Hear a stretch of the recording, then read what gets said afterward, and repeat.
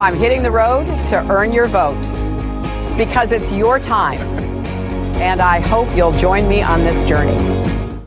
With Miranda Kahn, J.D. Hayworth back with you on America's Forum. Miranda, we've been talking about it. Hillary Clinton has made it official, and with no well-financed opposition, looks like she may just waltz to the Democratic nomination. Yeah, I know you were really surprised, I could tell. Now Hillary is headed to Iowa, where she will hold 2 days of events, beginning at a community college in the eastern town of Monticello on tomorrow. So let's get schooled on this campaign. Yes. And one of the masters of politics is our good friend and Newsmax contributor, John Fund, who's also a columnist for National Review Online. John joins us from Newsmax, New York. So the big announcement via social media. Why did she do that instead of a traditional announcement, John? Traditional announcement usually is designed to introduce someone to a crowd that doesn't know them very well. Everyone knows Hillary. She has 100% name ID. She's been a fixture in American life for 25 years. I think she decided less was more. Do you think that she was trying to appeal to younger voters? Certainly that helps. Younger voters, it's said, have a shorter attention span, and a 3-minute video might have been just about right. Well, her announcement featured a whole lot of different people, a lot of, quote, everyday Americans, but one notable absence, if you will, from that video was former President Bill Clinton. Was that intentional, in your opinion, John? Bill who? If you watch the Saturday Night Live parody of her announcement, it was quite funny because Bill made an intrusive entry at the last minute in that parody. The last thing they want is to run a campaign in which they say once again, buy one, get one free. John, what do you think about her overall approach to this video? Because you don't even see her until the very end of it. What do you think was the motive behind it? Again, she's so well known, I think she just wants to slowly rebuild her image, slowly become kinder and gentler, and slowly reintroduce herself to the American people. So I think it was a smart strategy. She didn't need a crowd of 5,000 people cheering her name to convince people that there are people out there supporting Hillary. There are. John, you referenced the SNL sketch.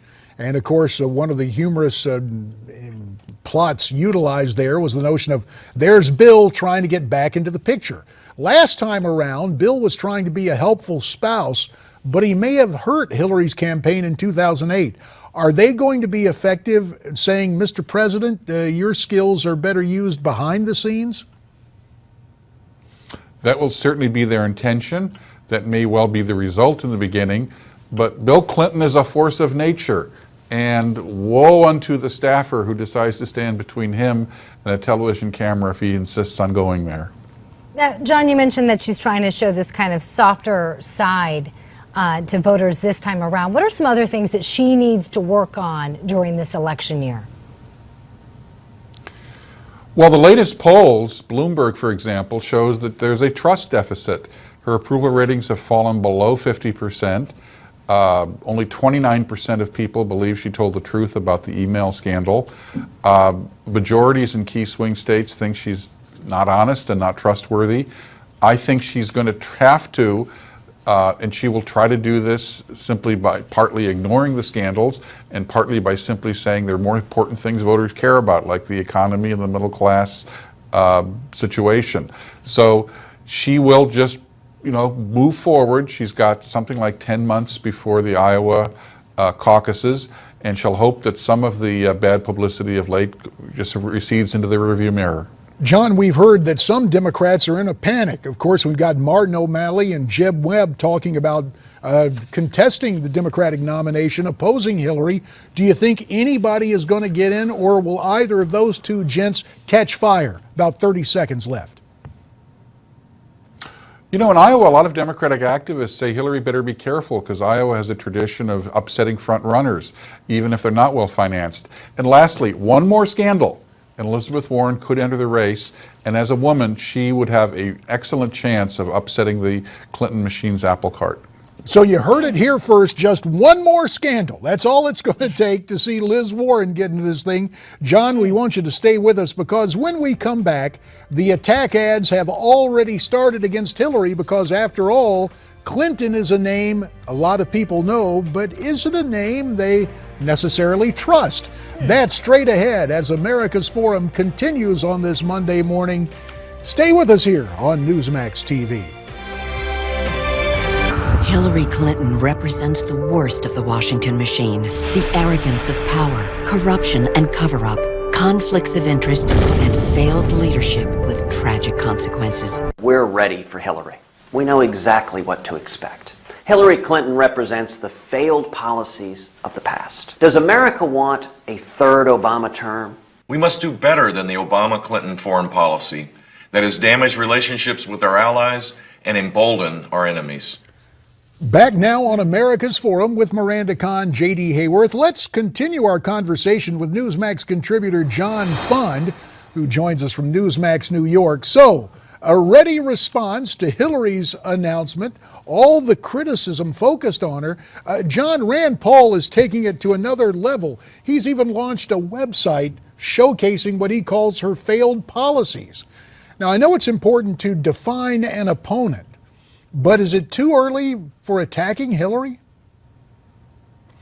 Well, remember, each of the Republican candidates, J.D., is trying to separate themselves from the rest of the field. Everyone has a different calling card.